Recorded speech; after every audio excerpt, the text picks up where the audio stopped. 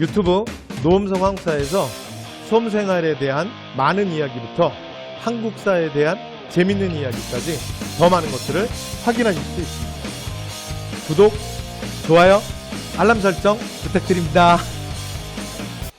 자, 그 다음 이제 청동기 갑니다. 자, 청동기 가장 중요한 게 뭐라고요? 청동기는 계급의 출현. 되죠?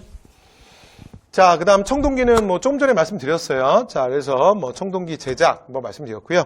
그 다음에 그 철기전래 이후에는 자, 한반도에서 또 이후에 요걸 이제 처음에는 북방입니다. 이건 청동기 시대. 근데 초기 철기, 그러니까 철기와 청동기가 함께 사용되는 요 시기가 되면은 점차 그러니까 독자적 발전이 이루어져요. 그래서 한반도에서 거푸집, 이게 뭐냐면 청동 물건을 만들어냈던 틀이거든요. 이런 틀들도 발견이 됩니다. 됐죠? 자, 그 다음 가장 대표적인 청동기를 대표하는 건 비파형 동검, 그 다음에 거친 무늬 거울 이런 것들이 있고요. 그 다음에 주의사항은 뭐냐면 청동기 때도 계속 섞기는 씁니다.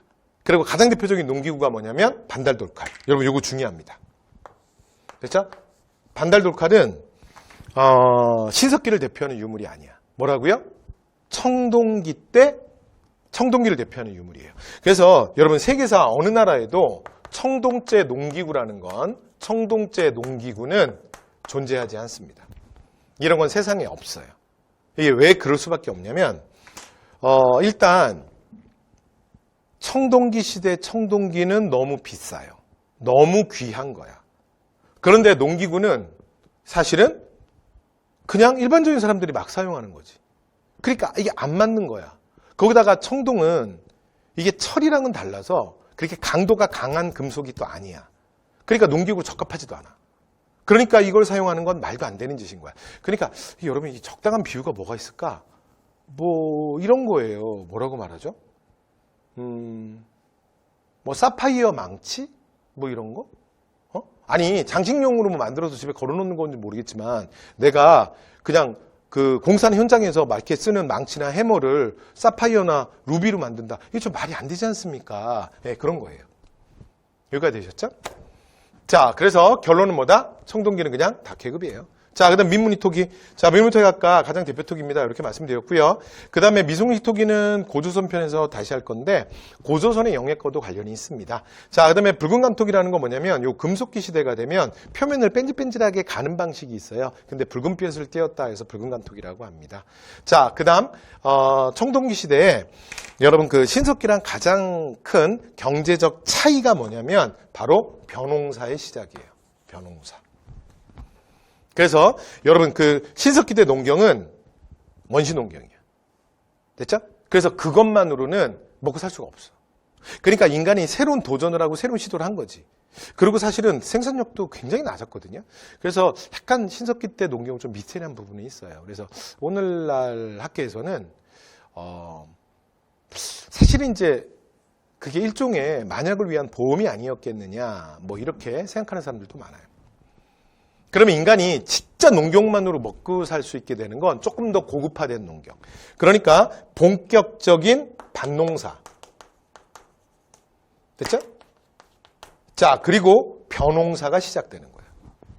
이렇게 되면 어떻게 되냐면 자, 이런 고급 농경에 의해서 생산력의 증대가 와요. 여러분 외울 거 없어요. 그냥 잘 지금 그냥 들으시면 돼요. 자, 이제 마무리할 시간 되세요. 빨리 마무리할게요. 자, 생산력이 증대하고 자, 그로 인해서 잉여 생산물. 먹고 남는 게 생겨. 그러니까 먹고 남는 게 생기니까 그 다음에 어떻게 되는 거야? 얼마나 좋아요. 그래서 근데 여러분 이전보다 먹을 게 많아졌잖아. 그래서 이 많아진 거를 서로 나누면 얼마나 좋겠습니까? 그쵸? 근데 인류 역사에서 단 한 번도 그런 적 없어. 그러면 이제 먹을 게 많아지면 어떻게 되는지 아세요? 갈등이 커져. 그리고 그 과정에서 누군가가 그걸 독점해요. 됐죠? 그래서 어떻게 되냐면 철저하게 잉여 생산물을 차등 분배합니다. 그 차등 분배라는 말은 다른 말로 하면 사유재산이죠. 네 거 내 거가 생기는 거야. 다르게 분배했잖아. 그러면 생각을 해보세요. 예를 들어 여러분이 여러분 반에 여러분 팀에 30명이 있어. 근데 똑같은 일을 해서 같이 돈을 되게 많이 벌었어. 그런데 그 돈은 30명 중에 3명이 다 가져. 그리고 나머지한테는 진짜 죽지 않을 만큼만 주는 거야. 그럼 여러분 그 29명이 어떡하겠어요? 여러분 그거 계속 받아들일 거야? 됐죠? 그래서 그거를 받아들이게 만드는 강력한 무언가가 필요해. 자, 그게 뭐야? 그게 바로 계급의 출현이에요. 됐죠? 그러니까 우리 3명은 니네 27명이 나온 다른 사람이야, 아예. 그러니까 불만 갖지 마. 네가 못 갖는 건 네가 더 이상 가질 수 없는 건 네가 그렇게 태어난 거야. 나는 특별한 사람이야. 무슨 말인지 아시겠어요? 이게 계급의 출현이에요.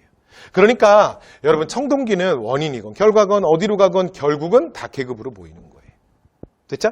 자, 그래서 이 강력한 권력을 가진 누가 출현한다? 군장들이 출현합니다. 군장, 뭐 부족장, 족장, 추장 뭐 다 같은 말이에요. 자, 그러면서 요거를 기반으로 해서 요런 것들이 결국은 국가의 탄생으로 이어지게 돼요.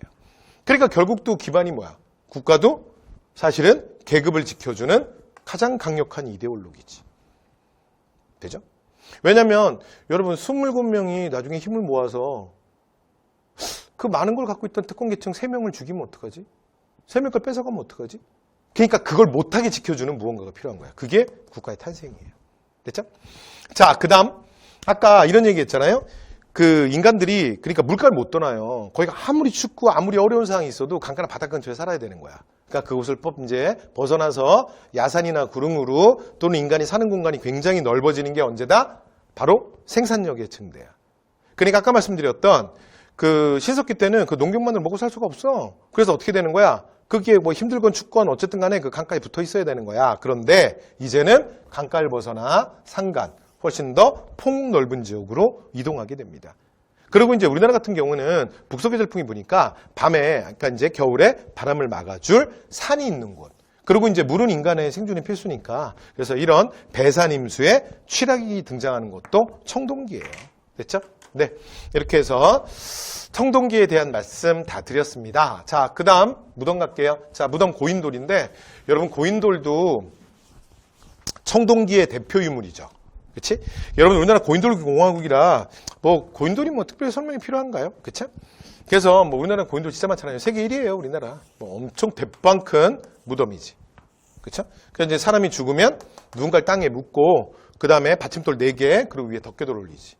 그런데 실제로 탁사직 고인돌 그런 것들은요, 무게가 뭐 작은 것도 30톤, 큰 거는 50톤, 뭐 그래서 50톤 이상 가는 것도 되게 많아요. 그런데 이게 여기 죽은 사람이 아무리 내 남편이라 할지라도, 내 부모라 할지라도, 여러분, 이런 거대한 무덤을 나 혼자 축제할 수는 없잖아요. 그래서 고인돌은 핵심이 뭐냐면, 고인돌은 핵심이 뭐다? 결국은 뭐의 상징이야? 고인돌은 계급의 상징이에요. 됐죠? 그러니까 여기에 묻혀 있는 사람이 특별한 사람이야. 이걸 지시한 사람이. 그러니까 특정인의 지시로 그러니까 많은 인간들이 그러니까 단체로 움직일 수밖에 없었던 거야. 누구의 명령에 의해서. 이해되시죠? 자, 그래서 뭐의 상징이다? 계급의 상징입니다. 여기까지 됐죠? 자, 나머지 돌무지 돈놀무덤 가볍게 보시면 될 것 같고요. 자, 그 다음에 대표적인 유적지, 뭐 부효성공리가 가장 대표인데 유적지 이름 꼭 외우지 않으셔도 돼요. 나머지 키워드로 정답 나옵니다. 자, 나머지 자료들, 뭐 이제 고인돌, 뭐 이런 것들 보시면 될 것 같고요. 자, 그 다음 마지막 철기입니다. 철기. 자, 그 다음에 초기 철기 시대는 근데 이 시대는 의미가 뭐냐면 이런 뜻이에요. 그러니까 철기가 전래된 초반이라는 건 약간 의미 아시겠죠? 그래서 청동검이랑 철검이 좀 같이 제작됐다 이런 뜻입니다. 됐죠? 자, 그래서 아까도 뭐 살짝 앞에서도 한 번 더 얘기했었는데, 자, 철기를 제작할 수 있었지만 그러나 청동기도 계속 제작합니다. 그래서 이 시기를 대표하는 한국형 동검을 뭐라 그러냐면 세형 동검이라고 해요. 됐죠? 요 세형 동검은 뭐냐면 아까 비파형 동검이 옆으로 비파 모양으로 좀 더 퍼졌고요. 세형 동검은 이게 가느다랄새야. 그래서 조금 더 가늘고 깁니다. 됐죠? 그래서 이거는 주로 그 만주 쪽에서 전래된 게 아니라 한반도 안에서 제작된 거야. 그래서 한국식 동검, 한국형 동검이라고 불러요.